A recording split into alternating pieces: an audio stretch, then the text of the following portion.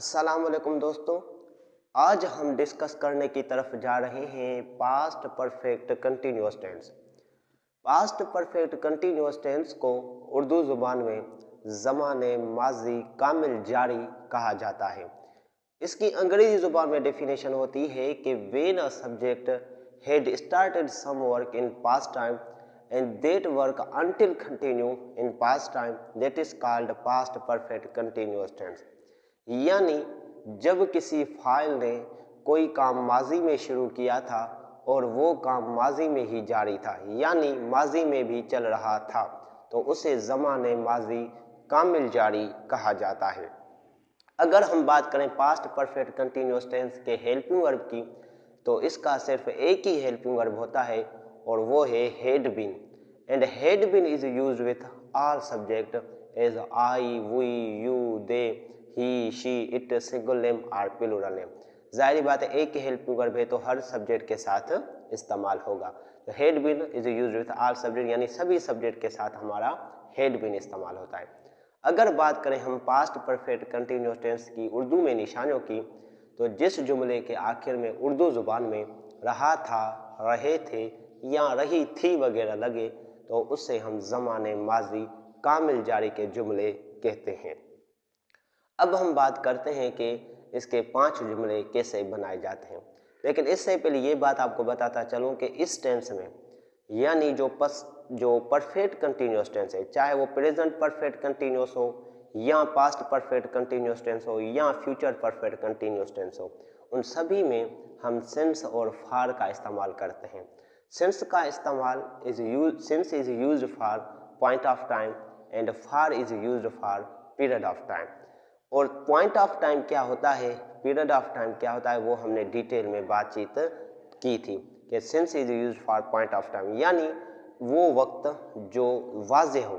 अगर आप दिनों की बात करें, साल की बात करें या महीनों की बात करें, तो साल का, महीने का या किसी दिन का जुमले में वाज़ेह नेम होगा तो उसके साथ आप सिंस का इस्तेमाल करेंगे।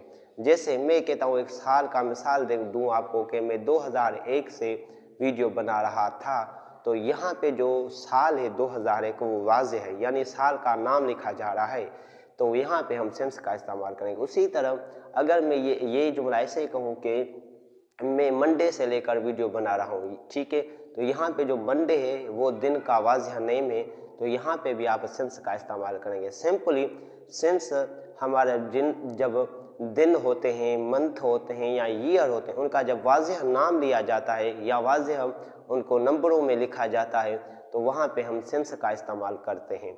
और फार इस्तेमाल होता है period of time.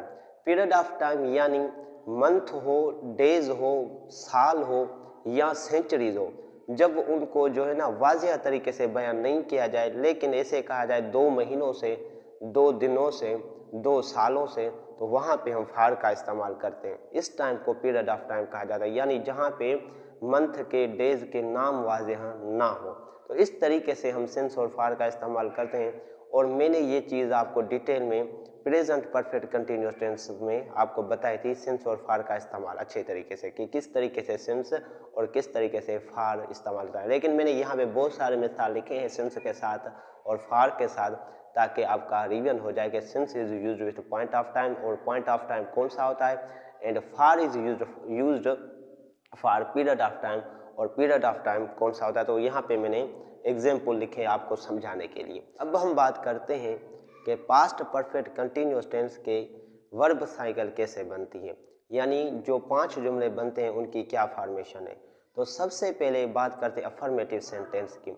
Affirmative sentence की फॉर्मेशन ये है कि सबसे पहले आपको सब्जेक्ट लगाना है, सब्जेक्ट के बाद आपको हेल्पिंग वर्ब लगाना है, हेल्पिंग वर्ब के बाद मेन वर्ब की 4th फॉर्म लगानी है, मेन वर्ब की 4th फॉर्म के बाद आपको ऑब्जेक्ट लगाना है, और ऑब्जेक्ट के बाद यहाँ पे सिंस या फार लगाना है, और सिंस या फार के बाद आपको जो कोई नाउन या एडजेक्टिव लगाना है, क्योंकि सिंस और फार के बाद इस टेंस में यहाँ कोई नाउन लगता है, यहाँ कोई एडजेक्टिव। जैसे अगर मैं कहूँ कि सिंस मंडे, तो यहाँ पे जो मंडे है वो मेरा नाउन है। अगर ऐसे कहूँ कि सिंस 2001, तो यहाँ पे 2001 जो है वो मेरा एडजेक्टिव है। तो नाउन होगा तो नाउन लगाएंगे, अगर एग्जेक्टिव होगा तो एग्जेक्टिव लगाएंगे, और उसके बाद हम जो है फुल स्टॉप लगाएंगे। तो subject plus helping verb plus main verb fourth form plus object plus since और फॉर प्लस नाउन और executive plus full stop. For example, उस्ताद 2001 से इंग्लिश सीखा रहा था, तो इसको अंग्रेजी में हम ट्रांसलेट ऐसे करेंगे कि teacher had been teaching English since 2001। अगर इस जुमले को हम नेगेटिव सेंटेंस में तब्दील करेंगे तो उसकी फॉर्मेशन ये है कि सबसे पहले आपको सब्जेक्ट लगाना है, सब्जेक्ट के बाद हेल्पिंग वर्ब लगाना है, हेल्पिंग वर्ब के बाद आपको नॉट लगानी है, नॉट के बाद बीन लगाना है। मैंने ये कॉन्सेप्ट आपको पहले बताया था प्रेजेंट परफेक्ट कंटिन्यूअस टेंस में कि प्रेजेंट परफेक्ट कंटिन्यूअस टेंस में जो हमारे हेल्पिंग वर्ब होते हैं वो होता है हैज़ बीन और है बीन। तो जो हेल्पिंग वर्ब हैं वो हैज़ बीन और है बीन वो दो टुकड़ों पे मुश्तमिल है। तो जो नॉट होता है या जब उसको इंट्रागेटिव सेंटेंस बनाते हैं तो जो सब्जेक्ट होता है या नॉट होता है वो हैज़ और बीन के दरमियान लगता है। तो उसी तरह इस टेंस में यानी इस टेंस का भी जो हेल्पिंग वर्ब है वो दो अल्फाजों पे मुश्तमिल है, एक हेड दूसरा बीन। तो यहाँ पे जो नॉट होगा वो बिल्कुल हेड और बीन के दरमियान लगेगा। तो इसकी फॉर्मेशन क्या होगी, सबसे पहले आपको सब्जेक्ट लगाना है, सब्जेक्ट के बाद हेल्पिंग वर्ब लगाना है, हेल्पिंग वर्ब के बाद आपको नॉट लगाना है, नॉट के बाद आपको बीन लगाना है, बीन के बाद मेन वर्ब की फोर्थ फॉर्म लगानी है, मेन वर्ब की फोर्थ फॉर्म के बाद आपको ऑब्जेक्ट लगाना है और ऑब्जेक्ट के बाद सिंस या फॉर लगाना है, सिंस और फॉर के बाद कोई नाउन या एग्जेक्टिव लगानी है, नाउन और एग्जेक्टिव के बाद आपको फुल स्टॉप लगानी है। जैसे मैं अगर कहूँ कि उस्ताद 2001 से इंग्लिश नहीं सिखा रहा था, तो इसको अंग्रेजी में ट्रांसलेट हम ऐसे करेंगे कि teacher had not been teaching English since 2001। तो इसका इंट्रागेटिव सेंटेंस बनाने के लिए सबसे पहले आपको हेल्पिंग वर्ब लगाना है, हेल्पिंग वर्ब के बाद आपको सब्जेक्ट लगाना है, सब्जेक्ट के बाद आपको बीन लगानी है, बीन के बाद मेन वर्ब की फोर्थ फॉर्म लगानी है, मेन वर्ब की फोर्थ फॉर्म के बाद आपको ऑब्जेक्ट लगाना है और ऑब्जेक्ट के बाद सिंस या फॉर लगानी है, सिंस और फॉर के बाद नाउन या एग्जेक्टिव लगाना है, नाउन और एग्जेक्टिव के बाद आपको यहाँ पे क्वेश्चन मार्क लगानी है, क्योंकि इंट्रागेटिव सेंटेंस में हम फुल स्टॉप नहीं बल्कि लास्ट में जो है क्वेश्चन मार्क लगाते हैं। जैसे क्या उस्ताद 2001 से इंग्लिश सीखा रहा था, तो इसको अंग्रेजी में हम ट्रांसलेट ऐसे करेंगे कि head teacher been teaching English since 2001। उसी तरह अगर हम इसके इंट्रागेटिव और नेगेटिव की बात करें तो सबसे पहले आपको हेल्पिंग वर्ब लगाना है, हेल्पिंग वर्ब के बाद आपको सब्जेक्ट लगाना है, सब्जेक्ट के बाद नॉट लगानी है, नॉट के बाद आपको बीन लगानी है, बीन के बाद आपको मेन वर्ब की फोर्थ फॉर्म लगानी है और मेन वर्ब की फोर्थ फॉर्म के बाद आपको ऑब्जेक्ट लगाना है और ऑब्जेक्ट के बाद सिंस या फॉर लगाना है, सिंस और फॉर के बाद आपको कोई नाउन या एग्जेक्टिव लगाना है, नाउन और एग्जेक्टिव के बाद आपको क्वेश्चन मार्क लगाना है, यानी इस टेंस में भी हमें क्वेश्चन मार्क का इस्तेमाल करना है। जैसे क्या उस्ताद 2001 से इंग्लिश नहीं सीखा रहा था, तो इसको अंग्रेजी में हम ट्रांसलेट ऐसे करेंगे कि head teacher not been teaching English since 2001। अगर बात करें इसके एम्फेटिक सेंटेंस की, तो इसका एम्फेटिक सेंटेंस ऐसे बनता है कि सबसे पहले आपको सब्जेक्ट लगाना है, सब्जेक्ट के बाद यहाँ पे हेल्पिंग वर्ब लगाना है, हेल्पिंग वर्ब के बाद आपको रियली लगानी है, रियली के बाद बीन लगाना है, बीन के बाद मेन वर्ब की फोर्थ फॉर्म लगानी है, मेन वर्ब की फोर्थ फॉर्म के बाद आपको ऑब्जेक्ट लगाना है और ऑब्जेक्ट के बाद सिंस या फॉर लगाना है, सिंस या फॉर के बाद आपको जो एक नाउन या एग्जेक्टिव लगाना है और उसके बाद फुल स्टॉप लगाना है। उस्ताद वाकई ही 2001 से इंग्लिश सीखा रहा था, तो इसको अंग्रेजी में ट्रांसलेट ऐसे करेंगे कि teacher had really been teaching English since 2001।